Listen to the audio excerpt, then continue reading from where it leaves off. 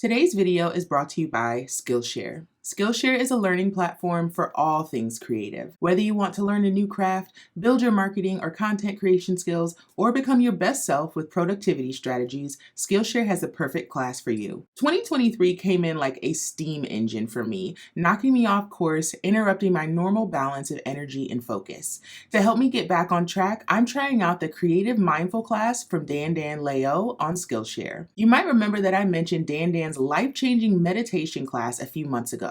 It completely changed the way that I meditate, making my practice more meaningful, which encourages me to do it more. With this mindfulness class, Dan guides us through 7 days of exercises to help us pay attention with intention, guiding us to a more vibrant and creative life. If you've been feeling a bit unmoored as well, like your creativity has been zapped away, I encourage you to take this 7-day challenge as well and watch it do wonders. Now, Skillshare is an invaluable resource for sparking your curiosity and reigniting the flames of your imagination. And now is the perfect time to invest in yourself with a Skillshare membership. Try it out for free with a risk-free 30-day trial. Find the link down in my description and sign up now. Alrighty, let's get to work.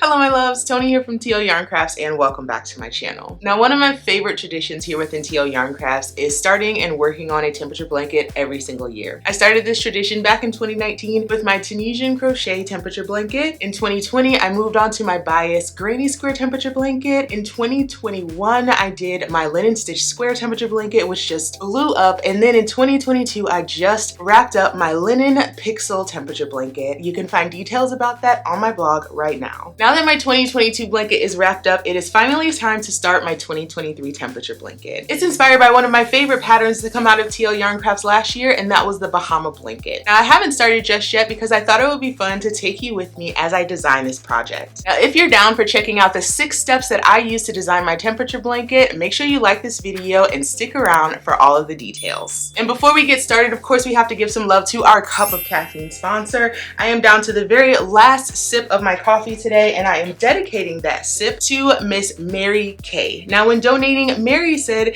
"Enjoy a warm beverage on me. I hope your day is as beautiful as the joy you give to others." Mary, oh my gosh, short, sweet, to the point. I love that. Thank you so much for the donation and for this last sip of coffee. Now, if you like my content and want to support my channel, buy me a coffee. Who knows, I might shout you out in my next video. Now let's talk temperature blankets. First, let me tell you what a temperature blanket is. It's a year-long project where one row or one square on a blanket corresponds with the temperature outside. You're gonna know what color needs to go next on your blanket based on a temperature gauge which you create yourself. Now, that gauge is gonna vary by location. So if you live in a warmer climate, maybe you have a smaller gauge with less temperature points between each color. But if you live in the Midwest like me, where the temperature fluctuates literally all over the place, you might have a larger gauge with more temperatures between colors. Now, when temperature blankets first came out, they were pretty basic, and there's nothing wrong with that. Single crochet, rainbow colors, we've all done it before. But eventually we all wanted to graduate beyond this idea. So folks are getting really creative with the different patterns and also the color palettes they're creating. I think it's enticing a lot more people to try out temperature blankets, even if they were skeptical about them before. Now, besides the fall start back in 2018 that we will not discuss, I have been all in on temperature blankets, so much so that I have a lot of content about temperature blankets over on my blog, and I have a free 5-day email course to teach you the ins and outs of temperature blankets and help you start your own. So if you need more information on the basics of temperature blankets, make sure you check out that 5-part series, and the link is down in the description. Now let's kick things off with step 1, which is securing your yarn. I'm using fingering weight for my temperature blanket, which is actually really new for me. Temperature blankets are typically made with DK weight or worsted weight yarn, and for very good reason. These are great weights for beginners who are maybe just getting into crochet, and it makes it easier to tackle such a large project when you have a slightly thicker yarn. And also, heavier yarn is going to give you a nice big blanket, so you can really see all of the progress that you made over the course of the year. Now, the choice around using fingering weight yarn was very intentional. I wanted to go with something lighter weight that I could use throughout the year, and I also didn't want to get super hot sitting under my blanket in the middle of summer. To make my blanket super extra special, I went with a custom color palette and partner with my friend Ashley from Sorella. I gave her a general idea of the colors that I wanted, and she expanded it into this 15 color palette. Typically, I recommend anywhere between 8 to 12 colors, but since I have some experience creating a project like this, I do feel confident being able to maintain 15 colors throughout the year. Once I received the yarns, I placed them in somewhat of a rainbow order. I started with my purples and I transitioned up to my reds, and then I threw in my neutrals. I decided to make the purples correspond with the cooler temperatures this year and the reds correspond with the warmer temperatures. When it comes to a temperature blanket, you are not bound by the rainbow color palette. You can literally use whatever you want. You can see that I started with a inspiration and had the dyer that I was working with kind of run with it, but you can also do what I did with previous temperature blankets, working with larger companies that have some of my favorite colors in stock so I can always re-up throughout the year. When it comes to choosing yarn for your temperature blanket, there really are no rules. You can bust some stash and work with whatever you have. Go with budget yarns like Red Heart or something from Lion Brand, which is very common with temperature blankets. Or you can add some luxury and some pizzazz and go with hand-dyed yarns. The choice is completely yours and it really just depends on your preferences. If you're starting a temperature blanket for the very first time, I recommend choosing 8 to 10 total colors. Have a balance of warm and cool shades, as well as some neutral shades like white, cream, gray, or brown. Moving on to step 2, it's going to be time to create our gauge. Your temperature gauge is going to determine the ranges of temperatures that you're working within and also the colors that correspond with those different ranges. We're going to use this from day 1 all the way through day 365 to determine what color we're going to put next in our blanket. Before you start your temperature gauge, you need to decide what temperatures you want to use for each day of your temperature blanket. Are you going to work with the highs, the lows, the average, or some combination? With my temperature blankets, I love working with the high temperatures because I'm a summer girl and I need all the warmth. The first thing I need to do in creating my temperature gauge is get the general top and bottom of what that gauge is going to be. I get the historical weather for my temperature blanket from a website called wunderground.com. So I'll start by going to wunderground.com, and then on the top bar, you're going to hover over more and then select historical weather. You'll then put in the zip code for the area that you want, and you can decide how you want to view the data.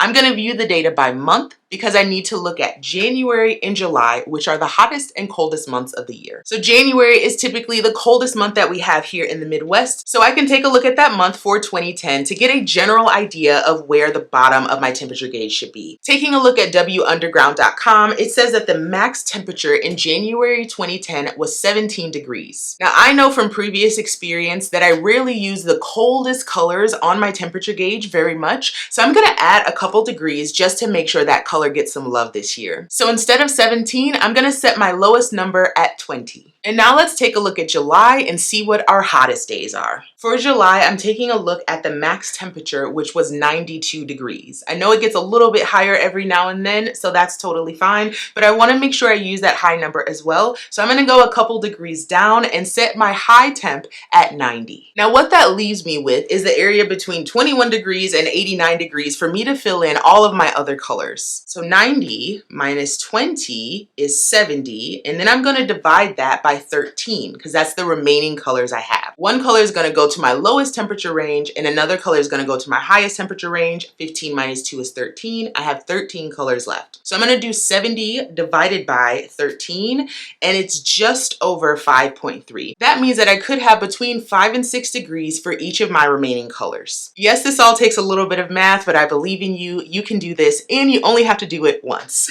So I'm going to pop off really quick and work on my temperature gauge. Reason being is that I've done this for a while, so I know that there are certain temperature ranges that we tend to sit at for a while here in the Midwest. When creating my gauge, I want to be really intentional about shortening the ranges of the temperatures that we sit at a lot and widening the ranges that we don't sit at as often. That's going to help me manage my yarn a little bit better and also make sure that all of the colors get a bit of love. But don't worry, I'm going to share that gauge with you. I'll have it linked down in the description. Now let's move on to step 3, which is gathering our materials. Now when it comes to my temperature blanket, I like to stay as organized as possible. I am working on this project for an entire year, and anytime that I find the opportunity to sit down and work on it, I want to make sure that everything I need is in one place. To that end, I try to have all of my yarn ready and organized well, and I dedicate a notions pouch and all of the supplies that I need to this project. So first, let's talk about our yarn. The yarn that I received from Sorella is absolutely beautiful, and it comes in twisted hand. tanks. So the first thing I need to do is wind all 15 balls of this yarn. But that's okay because I've set up my winding station to be a nice bit of therapy for me, and it includes a yarn ball winder from Fiber Artist Supply Co., as well as an umbrella swift from Knit Picks. In addition, I'm going to need a pair of scissors. All of these things are linked down in the description. Winding yarn is always something that I look forward to. It's a chance for me to put on the podcast that I've missed for the last couple weeks and just zen and zone out for a little while. I love every part of this process, from untwisting the hank of yarn to putting it on the swift, snipping the little ties that you have to take off, and eventually starting to wind the cake. As the cake winds, I will focus on whatever it is that I'm watching, or maybe do a little bit of meditation. And then when it's time to take the cake off the winder, I have this beautiful little twisted up cake that I can put into the bin that's going to hold onto my yarn. Now, very quickly I found out that 15 skeins of yarn do not fit into the bin that I designated for them, so I ended up putting them in one of the boxes that I use for my books.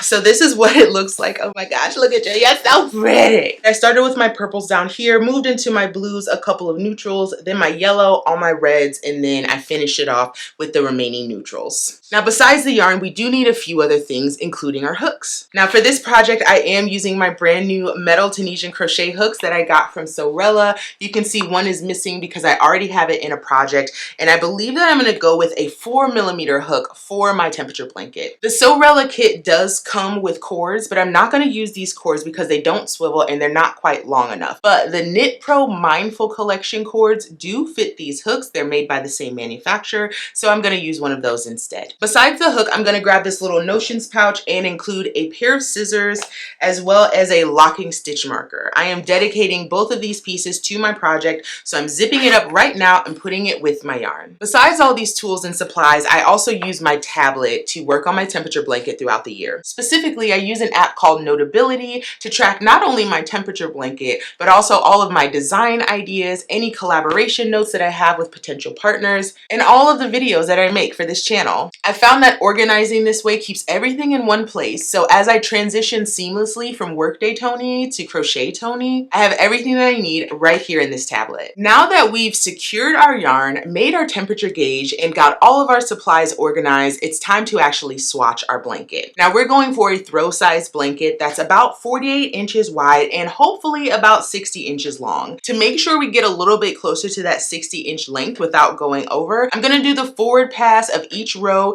in the high of one day and the return pass in the next day. I'll get a general idea of if my blanket is going to come out to the correct size by doing a gauge swatch. So I'm going to do essentially a smaller version of my blanket, maybe 3 repeats wide and about 6 inches long, and then I'll do a little bit of mathing to see if I'm on the right track. Now, when it comes to swatching, I typically recommend using the exact yarn that you're planning to use in your project. But I found that in my stash, I had a cake of yarn that matches the exact parameters of my temperature blanket yarn, so I'm going to use this for my swatch instead. So I'm going to set up my 4mm hook, put the cord on it, and start a small swatch of my chevron pattern. To set up my hook, first I need to grab my intended hook size and then screw the cord into the bottom. I'm then going to grab one of the keys and then insert that into the little hole in the cord to tighten it up to make sure my cord doesn't come loose from my hook. I started swatching and pretty quickly realized that a 4mm crochet hook is just too small for fingering weight yarn for my gauge. I switched to a 5mm Tunisian crochet hook and achieved the nice flowy gauge that I was looking for. And here's my swatch all done. It does look a little bit wonky, but that's okay because we're going to block it. Grab a bowl and fill it with warm water. Then I'm going to add a little bit of wool wash, but if you don't have wool wash, you can use a couple drops of dish soap instead. Add your swatch and let it sit for about 20 minutes until it's fully soaked. Remove the swatch from the water and squeeze it tightly to remove excess water. Then drop it onto a towel, lay it as flat as you can, and roll it up. Press that towel to remove additional water from the swatch. Pin the damp swatch down to a blocking board and allow it to completely dry. In my case, I gave it overnight. Good morning.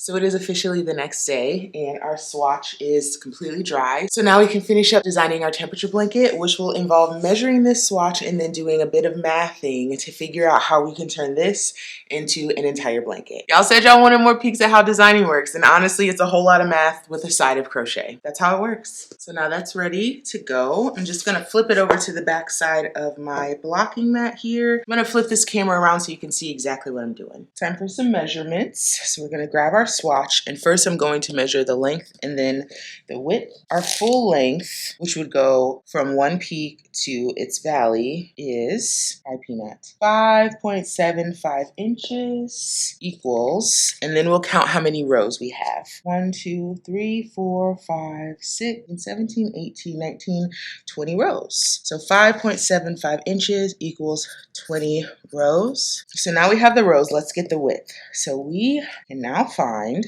that our swatch is about 7.5 inches, and that equals 3 repeats. So 3 repeats of the chevron pattern. So now let's consider what it is that we want our measurements to be. The ideal length of this blanket is going to be 60 inches, and the ideal width is about 48 inches. Here's what I have going on here. I'm going to find the math for if one row is for each day in my blanket, and if one row is for 2 days in my blanket. What I did here is, since 365 is not easily divisible by 2, I went down to 364, and then I'd probably add the last day just on a row on its own. So I did 364 divided by 2, which is 182. So I'm going to grab my phone calculator, and if you remember this, I think from algebra, it's going to be this number times this number divided by this number is going to give us this number. We just have to make sure that the values of those numbers are on the same side of the line. So we've got inches coming here and inches will be coming here. We've got rows here and rows here. For the blanket where one row is for each day, 5.75 times 365 equals 2098.75 divided by 20 rows. That's going to give us a blanket that's 104 inches long. We'd round it up to 105 inches. So definitely not what we're going for. Even in fingering weight, we don't want it that long. So that's where we're going to do this size as well. So 5.75 times 182 equals 1046.5 divided by 20 gives us 52.32 inches. So that's not quite as long as I wanted. So we're looking at about 52 inches. We'll also have the opportunity to add a border and kind of play around with it. But I think a blanket around 48 by 52 is not too bad. So now let's talk about the width. 7.5 inches is 3 repeats in our pattern. Now, if we're going for a 48-inch blanket, we now need to determine how many repeats that's going to be. So what we do with this equation is we plug in the information that we have to get the information that we want. We're going to do 3 times 48, and that is 144. Divided by 7.5. That means we're at about 19 repeats to get to the width that we want. We're going to start our blanket with 19 repeats, and by the end of it, working 2 days each row, we're going to have a blanket that's about 52 inches long. It's not quite our 60-inch goal, but 52 inches is plenty for a nice little cuddle on the couch. And now we're on to step 5, where we get to write everything down. So like I mentioned, I use an app called Notability, and that's where I keep all of my notes for my temperature blanket. I'm essentially just going to copy the note that I used for my 2022 blanket, erase some things, and fill in the blanks. I'll start with opening my Notability app, and I need to change out the yarn. This is the information for last year's temperature blanket, and I need to put in the information for this year's temperature blanket. So I'm going with my Sorella fingering weight, and I'm also putting in the yardage so I'll know. I swapped out the image from last year's yarn for this year's yarn. I just like putting this in the top right hand corner because I think it's so pretty. And then I'm going to update the hook size and then switch out the idea from last year. I changed the size to what we're going for, 48 inches wide by 52 inches long. And then I also wrote in that we are doing 2 days per row. I put the note about long fringe because I'm not sure if I'm going to do that yet. Then I updated the timeline. I am starting in March 2010, going to February 2011. Next is time to update the most important part of the document, and that is my temperature gauge. This is basically the key that I'm using that is associating a color with a temperature. For the colors, they weren't named when I originally got them from Sorella, so I went online and plugged in those colors and got some general names that I thought were really pretty, so I put those into my spreadsheet.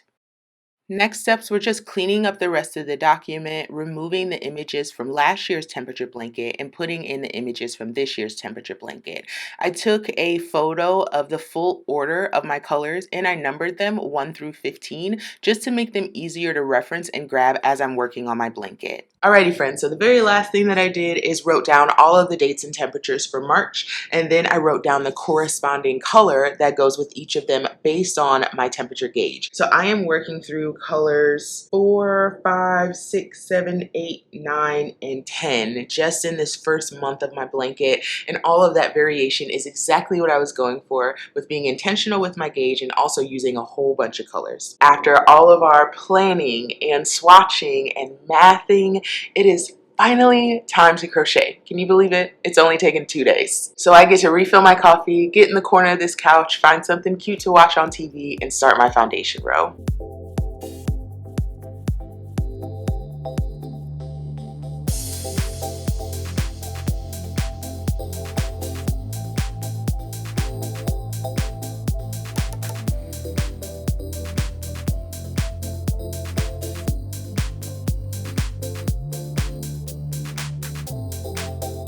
Okay, so we've got our foundation row done. Oh my gosh, this thing is long. It's so springy and bouncy. I'm really loving the tension of it already, but I can already tell that these rows are going to take a long time. So I'm gonna keep plugging away. I found a show on Netflix called Pressure Cooker, which is about a bunch of chefs ranking each other in a competition show, and I'm like, here for it, I'm in. So I'm gonna watch a couple episodes, get a few more rows on, and show you the progress. 2,000 years later. Oh, baby girl. All right. Hey friends, so we're back much later than I planned to be because I could not stop stitching on this blanket. So let me show you the progress so far. Can y'all see it? Can y'all see it? Ooh, I'm so pleased with this. So we have so far. So remember that there's 2 days for each row. So I have 2, 4, 6, 8, 18, 22. I'm on day 23 now of March, and I'm just, every single time I design a temperature blanket, I'm like, this is my favorite one, this is my favorite one. My favorite one is always the one that I'm working on at the time. Something about the chevrons and those really clean lines and the look of it, like every time I think about chevrons, I think about Charlie Brown and his shirt. And I'm getting full on chevron Charlie Brown vibes here. I love how the colors are really kind of melding together. We're getting a lot of variation from when the blanket started, when we were dipping into our blues. And now we're pretty heavy into kind of some of our more clay colors, the neutrals, and some of the reds. I'm really hoping that we maintain that variation, but I'm sure there'll be blocks of areas where certain colors are repeated. That's just the way that weather works, but I'm really enjoying this. While I'm here, I thought it would be a good idea to share how I really feel about these metal Sorella hooks. So this is the second project I've now worked on these with. The first one is a Hue Local project that I started as soon as I got the hooks, and then this is my second project. This is actually the hook that I'm gonna be keeping with my temperature blanket all year long,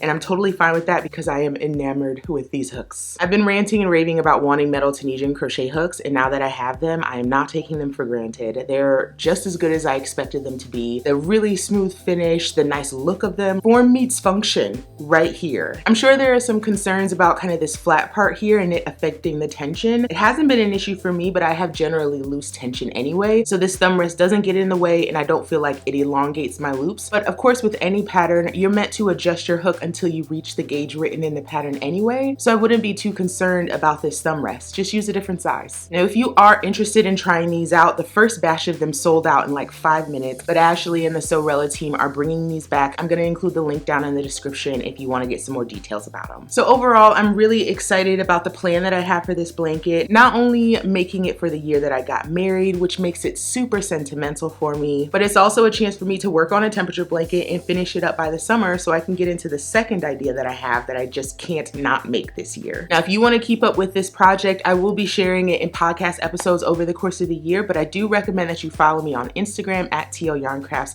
because I'll do more regular updates there. Alrighty, my loves, that was your sneak peek into my design process. I get a lot of questions about it, so I hope this is what you were looking for. Now, if you would like more videos of what the design process looks like, because it's a little bit different for every single project, make sure you give this video a like and let me know down in the comments. Until next time, my darlings, I hope you have a fantastic day. Love you so much and happy stitching. Bye-bye.